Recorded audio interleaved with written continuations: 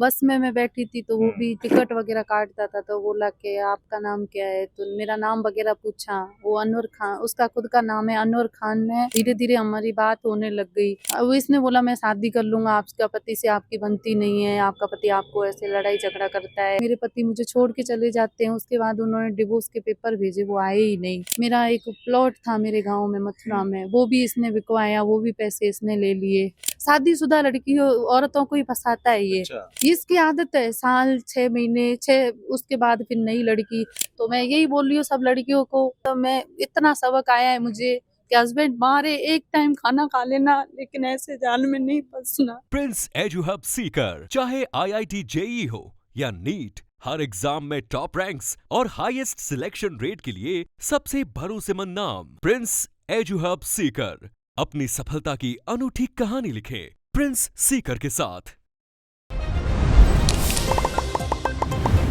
खमागणी राम राम सा, मैं हूं आपरे बीच में आपरो दोस्त दीपक। आप देख रहे हैं झलको जोधपुर चैनल। आज जिकी कहानी मैं आपने बताने वाला हूँ, बाकी एडी लड़की की कहानी है जिन्हें जिंदगी अब बदतर हो चुकी है। दरअसल एक हिंदू लड़की जिन्हें एक मुस्लिम लड़को अपनो लव जिहाद रो शिकार बनाया है, 9 माह की गर्भवती करके अब इन्हें छोड़ चुका है, दर दर भटक रही है। हालांकि पुलिस थाना में एफआईआर दर्ज करवा चुकी है, लेकिन न्याय की गुहार कर रही है। और जो व्यक्ति ने साथे लव जिहाद और खेल खेले है, वो खाली यानी हते ही नहीं, आज की तारीख में भी वो नई नई लड़कियां ने शिकार बना रहे हैं। अगर फिलहाल आज की महिला पर आगे है, वे आपने विस्तार से बताया कि वो कीकर करके यानी फंसायो। सबसे पहले तो आप बहुत धन्यवाद कि आप अपनी बात रख रहे हो, क्योंकि आप इन एक बात से कई हिंदू महिला री जिंदगी नरक हुआ से बच जावेला। आपकी पहली मुलाकात उन व्यक्ति से कब हुई थी और कीकर वो आपने फंसायो? मैं जैसलमेर से जोधपुर आ रही थी बस के अंदर, तो वो क्या बसों का काम करता था, तो क्या कहते हैं उसका,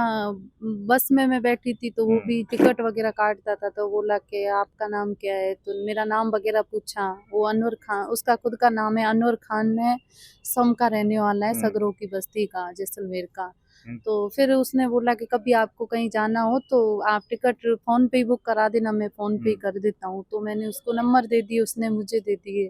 उसके बाद मेरे स्टेटर वगैरह देखता था, मैं उसके देखती थी। घर में लड़ाई झगड़े जैसे होते हैं हस्बैंड वाइफ में, तो उसका उसने फायदा उठाता, मैसेज करता था हाय हेलो ऐसे करके, स्टेटर वगैरह देखता था। धीरे धीरे हमारी बात होने लग गई।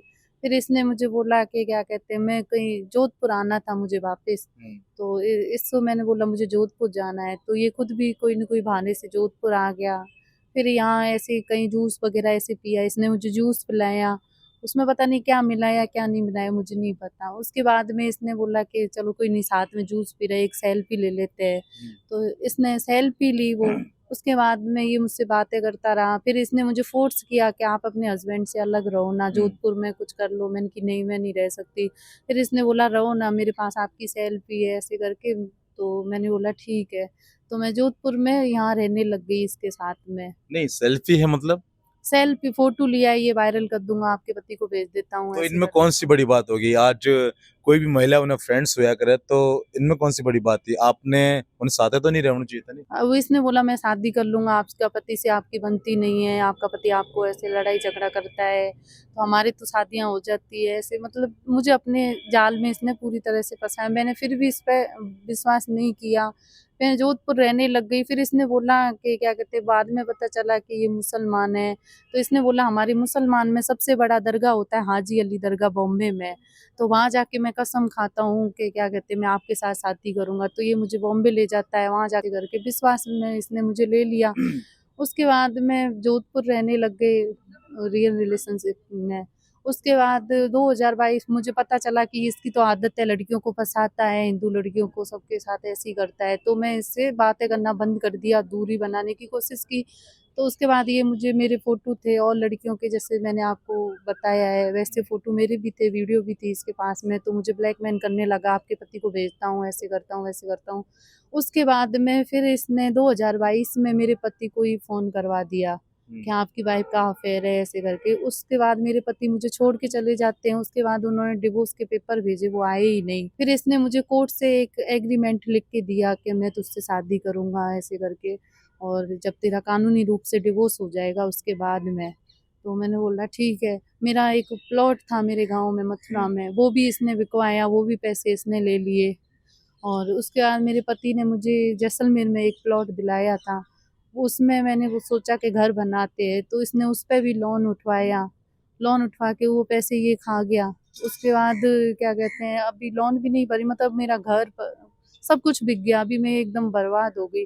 फिर अभी मैंने बोला कि चल अब तो मेरा कान, जून में मैंने इसके ऊपर केस किया था, क्योंकि ये किसी लड़की से बात कर रहा था, मुझे पता चला कि इसकी तो आदत ही ऐसी है, ये भाग गया घर से। मैंने जून में केस किया, जून में केस करने के बाद में सीआई है, उन्होंने मेरे ऊपर दबाव डाला और इसके परिवार वालों ने दबाव डाल के मेरे 164 के बयान चेंज करवा दिए कि अभी तेरी डिग्री जारी नहीं हुई है, डिवोर्स वाली डिग्री आएगी उसके बाद में ये शादी करेंगे। धमकी दी, वीडियो वायरल करने का, ऐसे करके इसने खुद ने, हनवन ने। तो मैंने वो 164 के इनके दबाव में आके बयान भी चेंज कर दिए। उसके बाद में फिर मैंने बोला कि क्या कहते हैं, वापस मेरी डिग्री 1 अक्टूबर को हो गई थी डिवोर्स वाली, क्या मुझसे शादी कर, अब क्या हुआ ये? तो बोलता है करूँगा करूँगा। उस बीच में मैं प्रेग्नेंट हो गई। फिर इसने बोला कि क्या, शादी से पहले? हाँ, तो मुझे बोलता है कि ये बच्चा होने से पहले मैं तुझसे कोर्ट मैरिज कर लूँगा, कोर्ट से कर लूँगा, निकाह नहीं करूँगा तो कोर्ट से ज़रूर करूँगा। मैंने ठीक है। उसके बाद ये वापस मुझे अजमेर दरगाह ले जाता है, वहाँ पर कसम खाता है कि बच्चा होने से पहले मैं तुझसे शादी करूँगा, जनवरी में लेके जाता है। तो मैंने कहा ठीक है। फिर भी मैं इसके विश्वास में रही, इसने अभी लोन ली थी, वो भी इसने मुझे बोला कि हम दोनों मिलके भरेंगे पैसे, क्योंकि इसने भी लिए थे। और पूरी तरह से मुझे बर्बाद करके फिर इसका संपर्क हो जाता है। 8-9 महीने हो गए, बाड़मेर की है। उन लड़कियों से इसका मतलब है रिश्ता, अभी वो भी उन्हीं के पास ही रहता है। तो उसके बाद में ये जनवरी का गया हुआ मेरे पास, उसके बाद नहीं आया। फिर मैं इसको फ़ोन कर रही हूँ तो कभी फ़ोन उठा रहा है, कभी नहीं उठा रहा। उन लड़कियों से बात हो रही है इसकी। मैं कह रही हूँ उस लड़की से तू बात कर रहा है कि नहीं, नहीं मैं कोई काम कर रहा हूँ, धंधा सेट कर रहा हूँ, रात में 2-2 बजे बिज़ी चल रहा है। तो मैंने इस बच्चे का क्या करना है? तो कह रहा है मरवा दे, कुछ भी कर दे। 7वें महीने मुझे बोलता है कि अब तू अबॉर्शन करवा दे, डॉक्टर से बात कर। तो मैंने कहा अब कौन हाथ डालेगा, तू मेरे साथ चल। तो बोलता है मैं नहीं जाऊँगा। उसके बाद फरवरी तक इसने बात की, उसके बाद मुझसे कोई बात नहीं की। फिर मैंने वापस से एसपी के सामने केस चल रहा है, गिरफ्तारी भी नहीं की और 3 महीने हो जाएँगे, मतलब कोई कार्रवाई नहीं हो रही। और ये बोल रहा है मुझे कोई मतलब नहीं है, मुझे मारने की धमकी दी जा रही है। इसका दोस्त है कोई, मोंडनी है, वो भी मुसलमान है। वो खुद बोलता है ये तो क्या कहते हैं, तुम्हें मार देंगे, तुझे गायब कर देंगे रातों रात, जैसलमेर छोड़ दो, यहाँ क्यों रह रहे हो? मतलब इनसे मेरी जान के लिए, मेरे बच्चे के लिए भी खतरा है इन लोगों से अभी मुझे। आपसे मैं जानकर लेना चाहूँ कि हाल भी वो खुलेआम घूम रहा है? खुलेआम घूम रहा है, वो तो डांस कर रहा है। और जो बाड़मेर वाली है, बोल रहा है कि देख वो उसने तो मुझे छोड़ा ही नहीं अभी तक, मैं तो बाड़मेर वाली को भी 2-3 साल या साल भर ऐसे रखूँगा।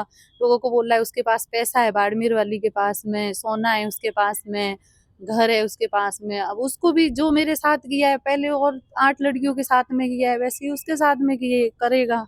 मैं तो ये कह रही हूँ उस लड़की अगर मुझे देख रही है, वो औरत है, 3 बच्चे हैं उसके पास में, लड़की नहीं है, शादीशुदा लड़की औरतों को ही फंसाता है ये। अच्छा। और अनमेरिड, क्योंकि वो उसके गले बढ़ जाएगी शादी करने के लिए, तो ये देखता है कि कैसी है और ऐसे देखता है। फिर है ना, हस्बैंडों से ऐसा दिमाग घुमाता है कि अपने आप को थोड़ी बहुत भी बनती है ना, वो भी नहीं बन रही, मतलब उनसे दूरियां ही हो जाती है। एक सवाल है आपसे, आपका हस्बैंड से कुछ ज्यादा ही मतभेद था या कुछ नॉर्मल सी बात थी जो आप इन चक्कर में फंस गया? नहीं, नॉर्मली थी, लेकिन वो है ना, इसने थोड़ा वो कर दिया ना, तो फिर ज्यादा बात पे बढ़ती कई गई कई बढ़ती गई। मतभेद था आपका हस्बैंड साहब? कुछ नहीं, छोटी मोटी हो जाती है घर में, फिर एक किसी का सपोर्ट मिल जाता है ना, तो फिर और ज्यादा हो जाती है कि पीछे किसी का सपोर्ट है ना अपने। आपका हस्बैंड ने जब आप बात पतो पड़ी तो कई क्या हुआ? उन्होंने मेरे साथ मतलब ऐसे गाली गलौज किए मेरे परिवार वालों को फोन करके, उसी दिन वो घर से निकल गए थे। उसके बाद वो कभी मतलब नहीं आए, ना हमें फोन किया, सीधे डिवोर्स के पेपर भेजे शादी उन्होंने। कब हुई थी आपकी? शादी 2012 में हुई थी। 2012 में? और कितने साल तक रहे आप साथ में? मैं 10 साल रही थी हस्बैंड के साथ। कोई बच्चा भी है आपने? हाँ, एक बच्चा है 11 साल का। 11 साल का बच्चा भी है। कहते हैं हाजी अली में तो सबसे पहले लेके गया था, जब तो मैं मुसलमान धर्म में कुछ समझती भी नहीं थी। बस मुझे यही था कि मुसलमान है ना, झूठी कसम नहीं खाते, इतने बड़े दरगाह में आया। इसने बोला सबसे बड़ा दरगाह यही है हिंदुस्तान का, तो समुंदर के अंदर था, मुझे भी लगा कुछ चीज तो है इसके अंदर, यहाँ कसम खा रहा है तो सही खा रहा है। उसके बाद आगे हमारा रिलेशनशिप बढ़ा था, उससे पहले ये अच्छा फ्रेंड था मेरा, मुझे वहाँ विश्वास मिल गया। और अजमेर दरगाह तो ये जब मतलब मन करता था मेरा भी, मैं भी मानती हूँ उनको, तो मन जब भी करता तो ये जाता था, लेकिन वहाँ भी अभी इसने जनवरी में कसम खाई थी इस बच्चे के लिए कि इस बच्चे को नहीं मराना, और क्या कहते हैं, मैं तुझसे शादी करूंगा, बच्चा होने से पहले कर लूंगा। आप एक हिंदू लड़की थी और अजमेर दरगाह में आप इतनी श्रद्धा क्यों?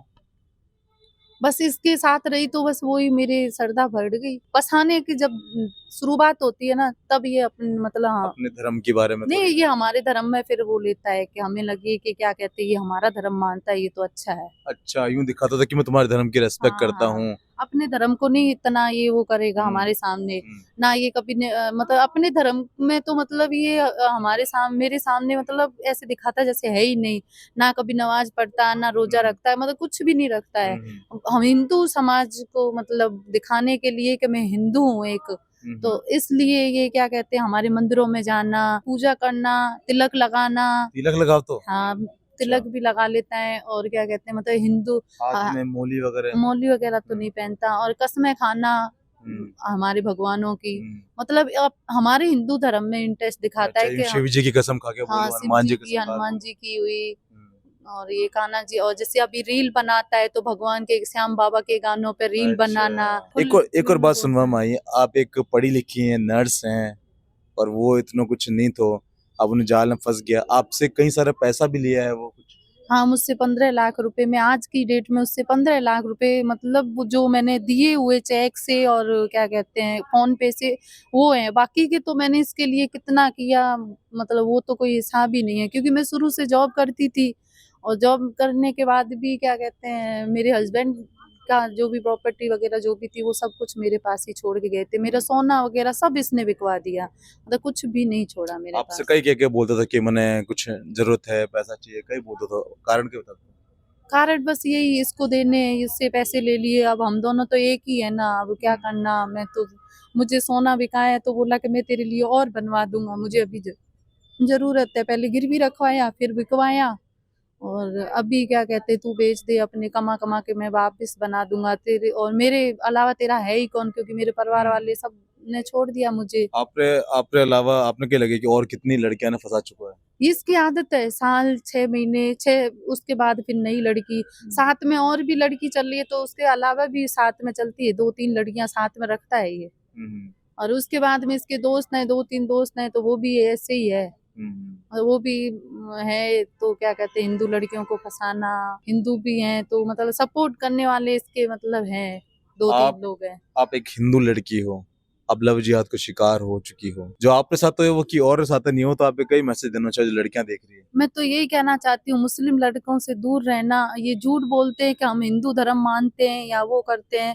तो मैं यही बोल रही हूँ सब लड़कियों को कि मतलब मुस्लिम लड़कों से एकदम दूर रहना, घर में मतलब मैं इतना सबक आया है मुझे कि हस्बैंड मारे एक टाइम खाना खा लेना, लेकिन ऐसे जाल में नहीं फंसना, बस यही कहना। और बाड़मेर वाली अगर देख रही है मुझे तो उससे ही मैं ये कह रही हूँ कि साइड हो जाए तो बहुत अच्छा है, आज मैं इस लेवल पे हूँ ना तो कल बहुत जल्दी वो भी इसी स्टेज पे आके बोलेगी, और अभी तो कहता है, मैं बोलती हूँ मुझे पता दे बाड़मेर वाली का, मैं जाके वो करती हूँ तो कहता है तुझे मार देगी, ऐसे कर देगी वैसे कर देगी, अगर वो मुझे सुन रही है, अगर मुझे चाहती है कांटेक्ट करना, अगर वो एक औरत है, अगर सच्ची हिंदू है।